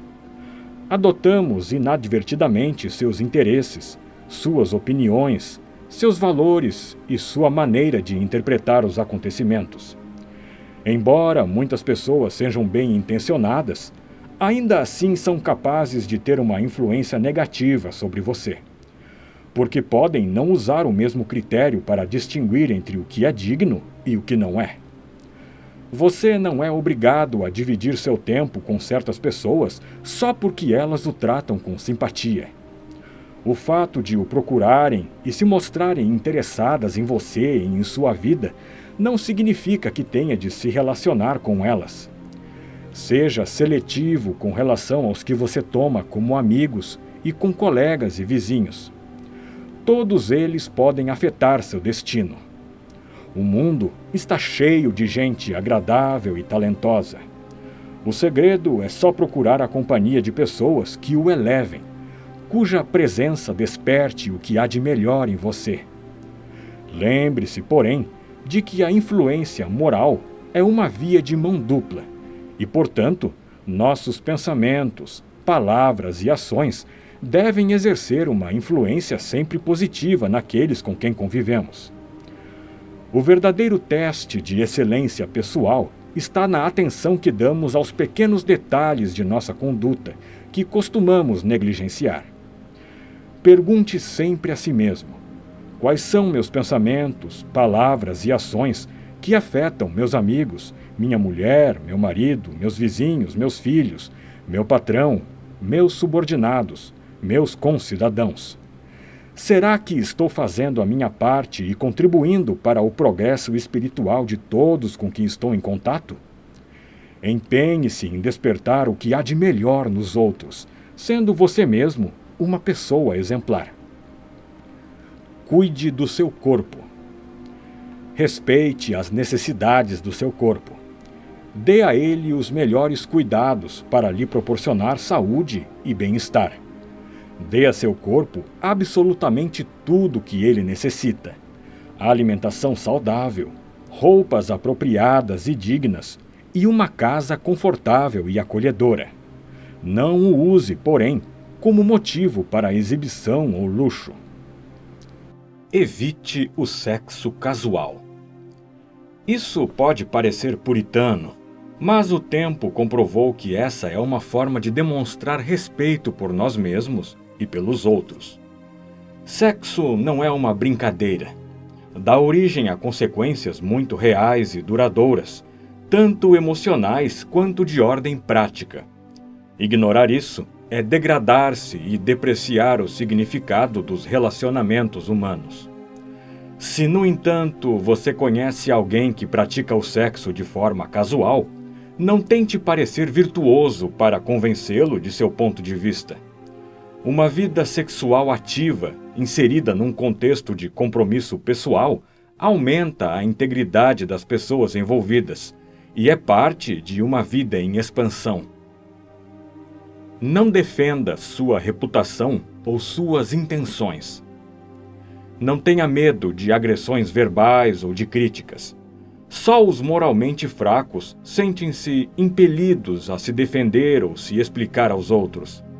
Deixe que a qualidade de suas ações fale a seu favor. Não podemos controlar as impressões que os outros têm a nosso respeito, e o esforço de fazê-lo só degrada o nosso caráter. Assim, se alguém lhe disser que determinada pessoa criticou você, não se dê ao trabalho de apresentar desculpas ou justificativas. Sorria apenas e diga: acho que essa pessoa não conhece todos os meus outros defeitos, ou não teria mencionado somente esses. Porte-se com dignidade.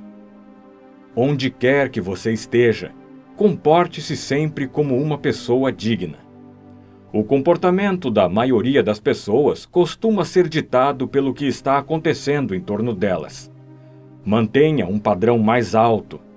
Tenha o cuidado de evitar festas ou jogos em que os excessos irrefletidos são a norma. Se estiver em um acontecimento público, não se afaste um só momento de seus objetivos e ideais. Imite um modelo valioso. Uma das melhores maneiras de aprimorar seu caráter é encontrar modelos valiosos para imitar. Se você tem a oportunidade de encontrar uma pessoa importante, não fique nervoso. Evoque as características dela que você mais admira e adote suas maneiras, sua linguagem e seu comportamento. Não há nada de falso nisso. Todos trazemos dentro de nós as sementes da grandeza, mas precisamos de uma imagem como um ponto a ser focalizado para que essas sementes germinem. Ao mesmo tempo, você não deve ficar tão mobilizado só porque está diante de uma pessoa de grande mérito. As pessoas são apenas pessoas, seja qual for seu talento ou sua influência. Exercite a discrição ao conversar. A presunção e a arrogância são incompatíveis com o caminho de um verdadeiro filósofo. Ninguém aprecia a companhia de um fanfarrão. Não incomode as pessoas com relatos impressionantes de suas façanhas. Ninguém está tão interessado assim em suas histórias e aventuras emocionantes, embora as pessoas possam ouvi-las com paciência para não serem indelicadas. Falar com frequência e excessivamente dos próprios feitos é cansativo e pretensioso. Você não precisa ser o palhaço da turma. Também não precisa utilizar outros métodos indelicados para convencer outras pessoas de que é esperto, sofisticado ou agradável. A conversa agressiva, fútil ou exibicionista deve ser completamente evitada. Só faz diminuir a consideração de seus conhecidos por você. Muitas pessoas às vezes procuram dizer coisas picantes para incrementar a conversa ou para embaraçar os outros. Recuse-se a participar desse jogo. Quando as pessoas começam a soltar comentários inconvenientes e fora de propósito, se possível, afaste-se, ou ao menos fique calado, e deixe claro que não pretende alimentar esse tipo de conversa. Prefira a satisfação duradoura à gratificação imediata. Deixe que a sua razão predomine. Cultive o hábito da reflexão e da ponderação.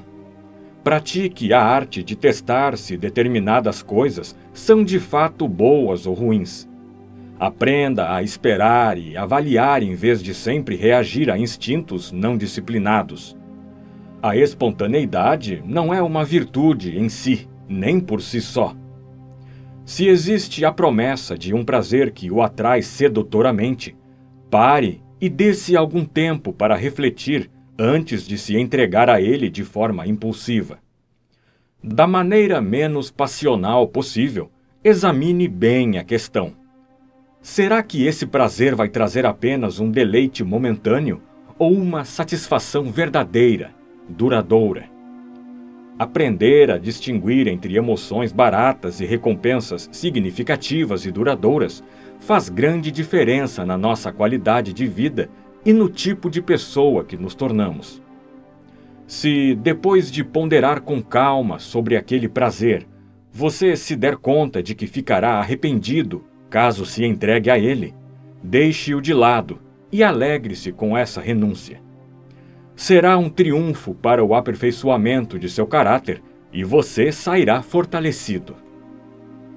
Tome posições. Uma vez tendo deliberado e determinado que uma certa linha de ação é a mais sábia, nunca desconsidere seu julgamento.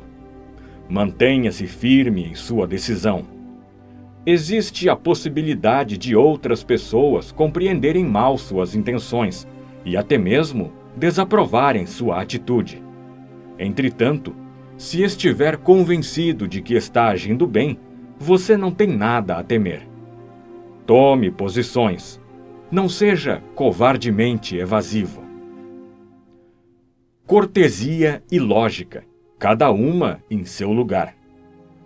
Boas maneiras e lógica são coisas diferentes e cada uma tem uma aplicação adequada. A premissa, ou é preto ou é branco, funciona bem numa argumentação isolada, mas nem tanto numa conversa amigável. Da mesma forma, poderia fazer sentido você se servir de uma grande quantidade de comida em um banquete se estivesse com muita fome, mas não seria bem educado. Quando você estiver à mesa com outras pessoas, tenha consciência não só de quanto seu corpo aprecia as iguarias oferecidas, como da importância das boas maneiras e do refinamento pessoal. O aperfeiçoamento de talentos pessoais depende de ser honesto consigo mesmo. Procure saber, em primeiro lugar, quem você é e do que é capaz. Assim como não se podem criar grandes coisas em um instante, também leva tempo aperfeiçoar nossos talentos e atitudes. Estamos sempre aprendendo, sempre crescendo. É bom aceitar desafios. É dessa forma que progredimos para o nível seguinte de desenvolvimento intelectual, físico ou moral. Ainda assim, não se iluda. Se você tentar ser alguém ou alguma coisa que não é, vai atrofiar seu verdadeiro eu e acabar não desenvolvendo os potenciais em que você teria se destacado naturalmente. Dentro da ordem divina, cada um de nós tem um chamado especial. Escute o seu e siga-o fielmente. Proteja sua razão. Da mesma maneira que, ao andar, tomamos cuidado para não pisar em um objeto cortante ou torcer o pé, devemos ter o maior cuidado para não prejudicar de modo algum a nossa mais importante faculdade mental. A vida virtuosa depende, antes de tudo, da razão. Se você preservar sua razão, ela preservará você. Observe as proporções e a moderação adequadas. Estando vigilantes, podemos impedir a tendência ao excesso. Seus bens devem ser proporcionais às necessidades de seu corpo, assim como o sapato deve se adaptar ao tamanho do pé. Sem treinamento moral, podemos ser levados ao excesso. As pessoas às vezes são tentadas a comprar coisas supérfluas, extravagantes e variadas, quando deveriam pensar em utilidade, conforto e durabilidade. Quando caímos, mesmo que ligeiramente, na falta de moderação, corremos o risco de perder o equilíbrio e nos deixarmos levar pelos caprichos. A excelência interior importa mais do que a aparência. As mulheres muitas vezes são cortejadas pelos homens ou avaliadas somente em função da aparência. Lamentavelmente, isso pode fazer uma mulher se sentir muito desvalorizada, o que leva seus talentos interiores a se atrofiarem. Ela pode se sentir compelida a investir muito tempo e esforço para realçar sua beleza física, distorcendo sua personalidade natural na tentativa de agradar aos outros.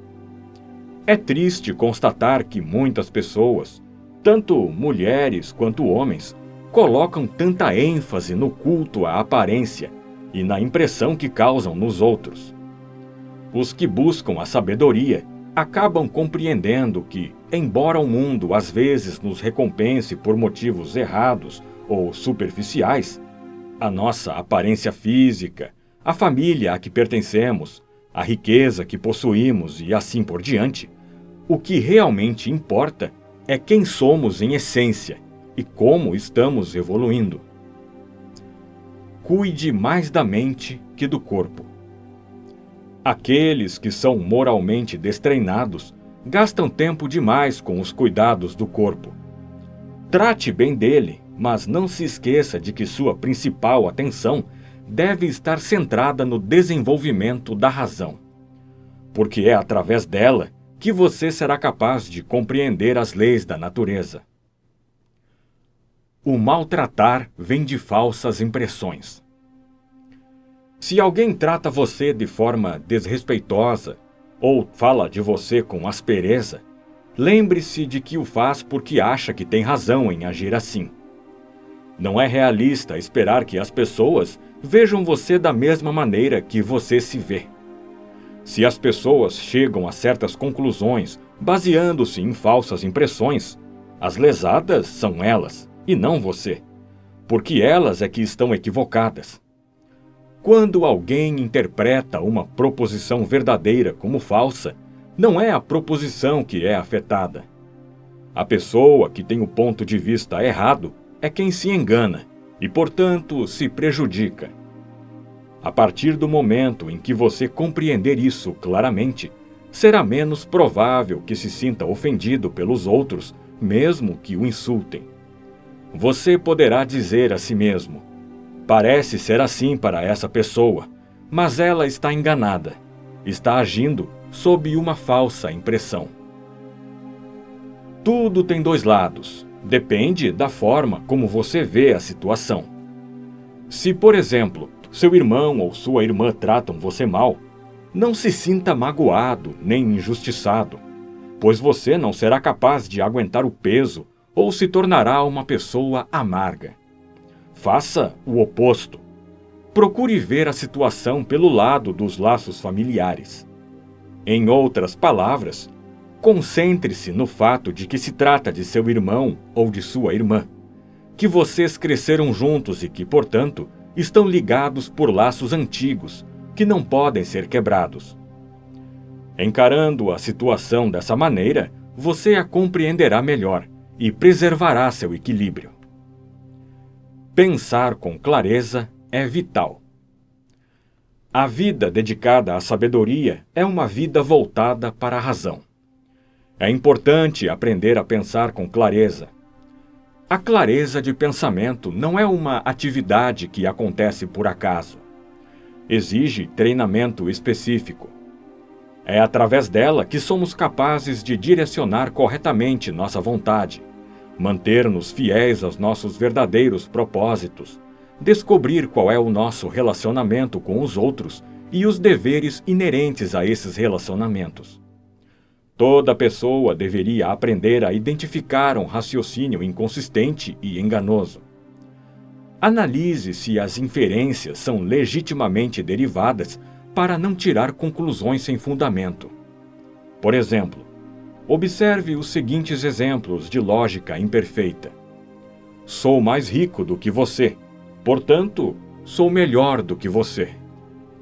Deparamos o tempo todo com noções absurdas como essa, completamente falaciosas. A conclusão válida que pode ser tirada é: sou mais rico do que você, portanto, possuo mais bens ou dinheiro do que você. Outros exemplos. Expresso-me de maneira mais persuasiva do que você, portanto, sou melhor do que você. Ou sou mais inteligente do que você. Da premissa, só podemos concluir: expresso-me de maneira mais persuasiva do que você. Portanto, o que digo produz mais efeito do que o que você diz. Lembre-se, porém, seu caráter não depende de bens materiais ou de um discurso persuasivo. Dedique-se a compreender bem os mecanismos da clareza de pensamento e você não será ludibriado. Um conhecimento sólido de lógica e das regras para uma argumentação eficaz será sempre muito útil para você. Chame as coisas pelo seu verdadeiro nome. Quando damos nomes às coisas, nós as compreendemos corretamente sem acrescentar informações ou julgamentos que não são inerentes a elas. Fulano costuma tomar banho com rapidez? Não diga que ele se lava mal, e sim que ele se lava depressa. Defina a situação como ela é. Não a filtre através do seu julgamento. Ciclano bebe muito vinho? Não diga que ele é um alcoólatra, mas que bebe muito. A menos que você tenha um conhecimento bastante abrangente da vida dele, como pode saber se é alcoólatra? Não se arrisque a ser iludido pelas aparências e a construir teorias ou interpretações baseadas em distorções apenas por dar nome errado às coisas. Concorde somente com o que é verdadeiro. A sabedoria é revelada pelas ações, não pelas palavras. Não apregoe a própria sabedoria, nem fale sobre suas aspirações espirituais com pessoas que não as apreciarão. Mostre seu caráter e seu compromisso com a dignidade pessoal somente através de suas ações. Viva com simplicidade para o seu próprio bem. Não se encha de orgulho se for capaz de prover as suas necessidades com poucos recursos. A primeira tarefa da pessoa que deseja viver sabiamente é libertar-se das limitações causadas pelo hábito de se ocupar demais consigo mesma. Reflita na maneira como vivem os pobres, tão mais moderada do que a nossa, e em como eles suportam melhor a dureza da vida. Se você quiser desenvolver sua capacidade de viver uma vida simples, faça-o para si mesmo, com discrição e não para impressionar os outros. A sabedoria depende de vigilância. A maioria das pessoas não se dá conta de que tanto o benefício quanto o prejuízo pessoais vêm de dentro de nós mesmos, e olham para o exterior fascinadas pelas aparências. As pessoas sábias, porém, percebem que somos a fonte de tudo o que é bom ou mal para nós, e, portanto, não costumam culpar ou acusar os outros de alguma coisa. Não sentem a necessidade imperiosa de fazer os outros acreditarem que elas têm valor, são especiais ou importantes. Quando estão diante de um desafio, as pessoas sábias olham para dentro de si mesmas. Se são elogiadas pelos outros, sorriem tranquilamente consigo mesmas e não se alteram. Se são caluniadas, não acham necessário defender o próprio nome. No entanto, levam a vida adiante com vigilância, conscientes de que tudo está bem, mas não inteiramente garantido. Harmonizam seus desejos com a vida como ela é, e procuram evitar apenas as coisas que prejudicariam a capacidade de exercer sua vontade da maneira mais adequada. Adotam a moderação em todas as suas ações, e não se importam nem um pouco em parecer ignorantes ou sem sofisticação. Sabem que têm apenas de estar atentas a si mesmas e ao rumo dos próprios objetivos. Viver a sabedoria é mais importante do que saber a respeito dela. Se alguém tenta impressionar você, afirmando compreender os escritos e as ideias de grandes pensadores, pense que o importante não é apenas ser capaz de falar com fluência sobre assuntos intrincados. O essencial é compreender a natureza e harmonizar intenções e ações com a maneira como as coisas são. A pessoa que compreende verdadeiramente os escritos e preceitos de qualquer grande pensador é aquela que aplica de fato os seus ensinamentos. Existe uma grande diferença entre dizer e fazer coisas valiosas. Não atribua peso excessivo à erudição pura e simples. Valorize o exemplo das pessoas cujas ações são coerentes com os princípios que professam. Praticar os princípios é mais importante do que os comprovar. Começa-se uma vida de sabedoria aprendendo a forma de colocar em prática princípios como não se deve mentir. A segunda etapa consiste em demonstrar a verdade dos princípios, ou seja, nesse caso, por que razão não se deve mentir? A terceira etapa, que estabelece a ligação entre as outras duas, consiste em indicar por que as explicações são suficientes para justificar os princípios.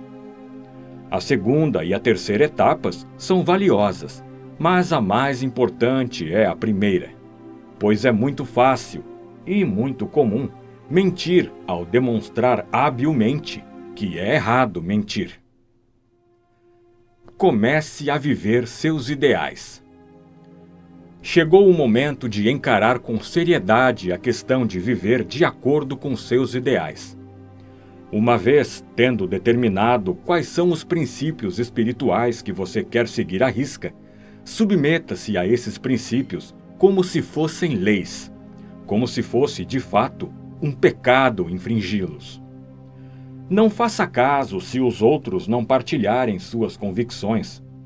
Por quanto tempo ainda você pode adiar o projeto de se tornar quem você realmente quer ser? O lado melhor de seu caráter não pode mais esperar. Ponha seus princípios em prática. Agora!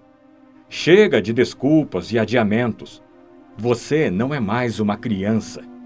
Quanto mais cedo se dedicar a seu programa espiritual, mais feliz será. Quanto mais você esperar, mais será vulnerável à mediocridade, mais sentirá vergonha e arrependimento, porque sabe que é capaz de fazer melhor.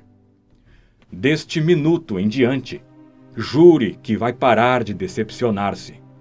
Desligue-se do resto da multidão. Decida ser uma pessoa extraordinária e faça o que for preciso para isso. Agora.